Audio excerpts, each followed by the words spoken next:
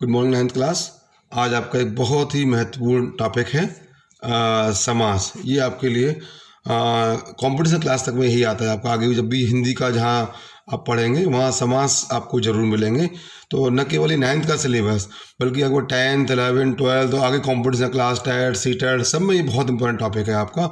और इसको एक बार ये मैं ट्रिक से समझा रहा हूँ आपको, बहुत सारे ट्रिक्स हैं इसमें। अगर आप इसको एक बार अच्छे से समझ लेंगे तो ये जीवन भर आपके लिए सारी चीज़ें क्लियर हो जाएंगी। ये बहुत काम आने वाली चीज़ है, बहुत ध्यान से पढ़ेंगे इस चीज़ को। समास की परिभाषा क्या होती है? परिभाषा अर्थात समास वो है जो दो या दो से अधिक सार्थक शब्दों के मेल से बने हुए नए शब्द को समास कहते हैं।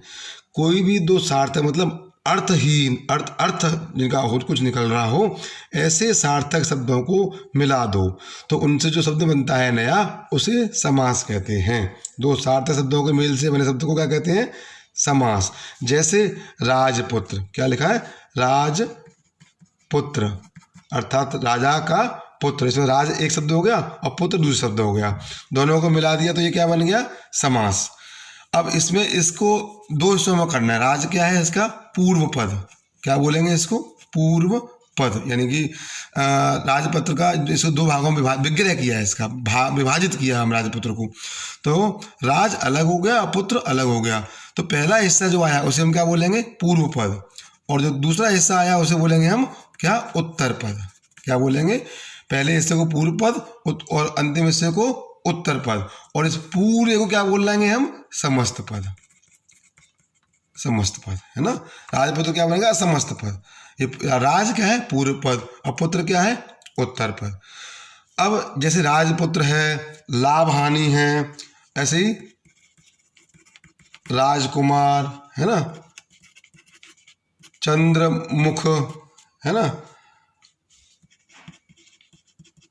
लाभ हानि, ये शब्द जो क्या है? ये सब क्या है?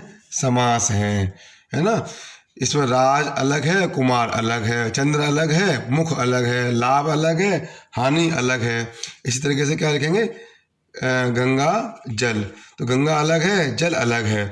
यानी दो या दो से अधिक शब्दों को मिलाने पर जो नया शब्द बनता है उसे हम क्या कहते हैं? समास कहते हैं। समास समझ में आ गया? कोई से दो सार्थक शब्द, सही शब्द जिनका कुछ अर्थ हो, ऐसे शब्दों को मिलाने पर जो नया शब्द बनता है उसे हम समास कहते हैं। जैसे आप समझ में आ गया होगा। देखिए बिल्कुल, अगर आप इसको बार बार सुनना चाहें तो वीडियो को बार बार रिपीट करके देख करके सुनेंगे तो समझ में आएगा सारी चीज़ें आपको। राजपुत्र, राजा का पुत्र, राज अलग हो गया। इसमें देखो पहले इसको क्या बोलते हैं हम? कोई भी जो है शब्द हो उसको आप विग्रह करें, विभाजित करें तो जो पहला पद होता है उसे हम बोलते हैं पूर्व पद। जैसे राजकुमार, इसमें पहला क्या हो गया? राज क्या हो गया? पूर्व पद। और कुमार क्या हो गया? उत्तर पद है ना। तो ऐसे ही गंगा जल ले हम, गंगा में गंगा क्या हो गया? पूर्व पद। और जल क्या हो गया? उत्तर पद। और इसे पूरे को क्या कहेंगे हम? समस्त पद। तो समास की परिभाषा आपको समझ में आ गई। दो या दो से अधिक सार्थक शब्दों के मेल से जो नया शब्द बनता है उसे हम समास कहते हैं। चाहे वो जैसे राजपुत्र हो, राजकुमार हो, चंद्रमुख हो, लाभ हानि हो, गंगा जल हो, अच्छा बुरा, धनहीन है ना, नवरत्न, लौह पुरुष, प्रतिदिन, यथासंभव, बेमतलब, बेकायदा, मम्मी पापा, जो भी शब्द आते हैं ना, जो जिनमें दो शब्द होते हैं उनमें हम समास होते हैं। तो अब आगे से टॉपिक से आगे बढ़ते हैं। समास के भेद। अगला टॉपिक है अपना समास के भेद। समास को बेसिकली मुख्य रूप से जो है ये 6 समास हमारे यहाँ इसमें बताए गए हैं। पहला है अव्ययी भाव समास। पहला क्या है? अव्ययी भाव समास। दूसरा तत्पुरुष समास। तीसरा कर्मधारय समास। चौथा द्वंद्व समास। पांचवा द्विगु समास। छठवां बहुब्रीहि समास है ना। अब ये तो काफ़ी टफ हो गया आपके हिसाब से, इसे याद कैसे करोगे? आप भूल जाओगे 6 समासों के नाम को याद करते समय। तो इसकी मैं ट्रिक बताता हूँ आपको।